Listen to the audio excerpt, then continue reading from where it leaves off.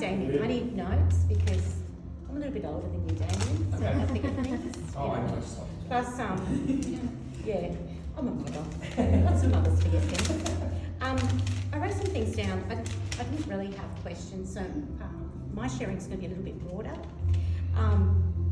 Is firstly to thank you, Pastor Matt and Carol and Brad and Rachel and Chris and Vicky, because not only did you identify us, but you invested in us. And that's a privilege, you know, because many pastors may think, oh, growth is coming, revival is coming, but they don't do anything about it. But what you've done is you facilitated something that, you know, when growth comes, and it will come, because that's what's happening, is that we've got leaders that are ready to go.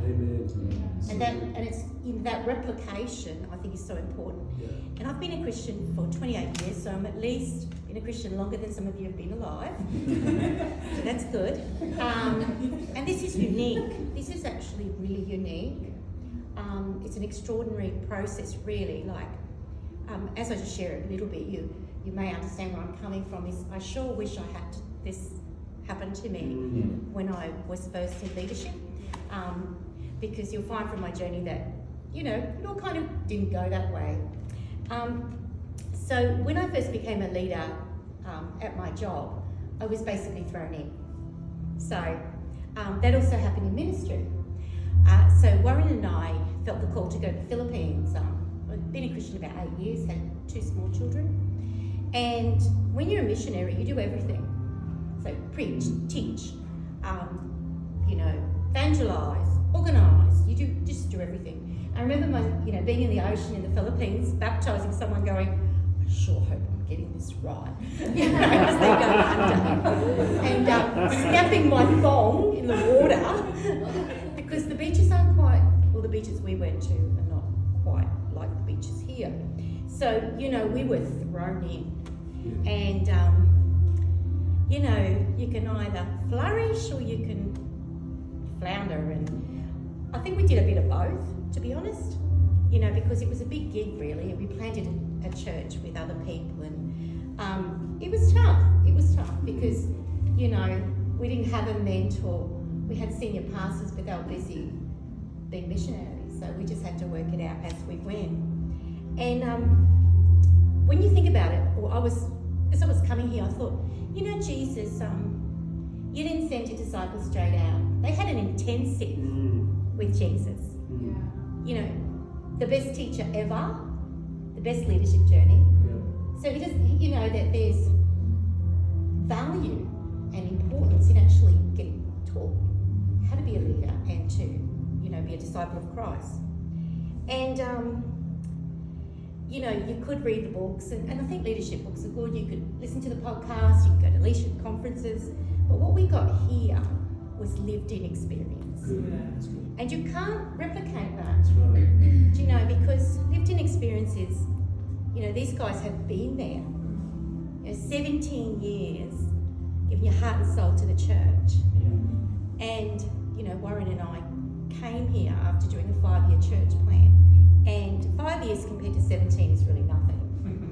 But, you know, the first year when you do a church plant, you're like, oh, so cool, you know, everything's going, you know, people are coming. And, you know, as you stabilise and grow as a church, it's really hard. It's really hard. You have to come in and, you know, things happen and, you know, there's conflict, there's, you just constantly, there's expectations on you as a leader. And I found when we went back, 1 week we had off, we went to our old church IC, and I just felt the weight of the world come off me.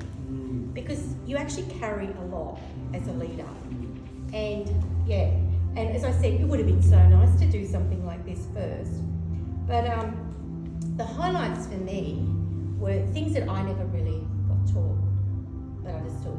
Like things like governance and covering are crucial. And they're also crucial in terms of, you know, abiding under leadership, abiding under a pastor, and the right order, you know, that you don't go into rebellion, is understanding that God has put these people in authority. And, you know, that teaching was probably the first time I'd heard it, like in this kind of thing. Like I knew about covering, but in a leadership context, it's so important to understand that, because if you're out of kilter with that and you think you're going to run the show, it's not going to end well, because you're not actually following God's pattern. The other thing was the gifts, which I found really interesting, because I did that thing, the survey.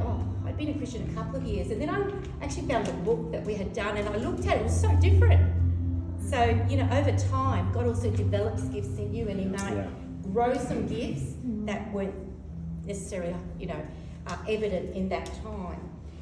And I really loved the one on conflict. And I remember, I'm sorry, Carol's not here, but I loved it when she said the Bible is full of conflict, and church is full of conflict.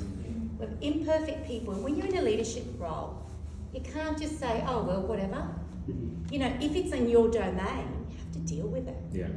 And, you know, I found that, you know, in the workplace, I used to love to encourage people. I hated giving them feedback about something they'd done. I detested it. But it's important, because if you don't, they're never going to learn, and you're going to have a problem bigger than, you know, what you think. And also that targeted training and mentoring, you know, is that God's got a purpose for each of us. You know, we can put those SMART goals, and it's good to have goals. You need to be motivated. You need to know where you want to go. And we can have a destiny in God, but if we actually don't grow to be a leader, we're not going to fulfill it. Like, it's not like this mantle's not going to come upon us and say, hark, go forth and you shall be the best leader in the world. Look, I would have taken that mantle if it was possible. But it's not like that. Is that, you know, He has purposes, but He works His purposes out as you grow, and grow together, not singularly, because we're all working. And I love what Damien said, it's a team effort, and each of you spurs each other on, and that is so crucial in going towards that goal, which is to bring the lost to the Lord and to disciple. Our group, funny. We had 2 resident dad joke lovers. So not just Chris, but my husband. And you know what he does? He actually comes up with them himself sometimes. What a marvel, boy. What a gift. The play of words. And he goes, that's funny. And I go, oh yes, you know. I don't really get the dad joke thing, but you know. We had a couple of really good catch-ups. We went to Marion and James's house, and we had people over at our place. And what I enjoyed about it was getting to know people better. And, you know, this sort of thing always seems to open up your relationships to a bigger, you know, than what you would have if you hadn't done it. So groups are kind of smattered with, you know, different people that you may not have known before. And then this is to show Pastor Matt that I was listening to his sermon when he quoted that go love together. That's what the journey's about. You know, we're not meant to sit on our backsides. They say the first 2 letters of God is go, is that we have to do stuff for God. We don't have to do stuff. He actually gives us the privilege to do stuff. Amen. And love should be our motivation in leadership and in everything we do. Amen. Because if we lose love, then we're not ministering out of the right spirit. And then together is that we, you know, we're all going to lead together. Amen. There's no one person, even though Pastor Matt is the, you know, senior pastor of the church, he doesn't do everything. The other would be an octopus. You know, he'd be doing this and then that. It's, you know, God gives us a body and He equips the body, but He also wants the body to move. So anyway, hopefully I didn't preach a sermon or anything like that.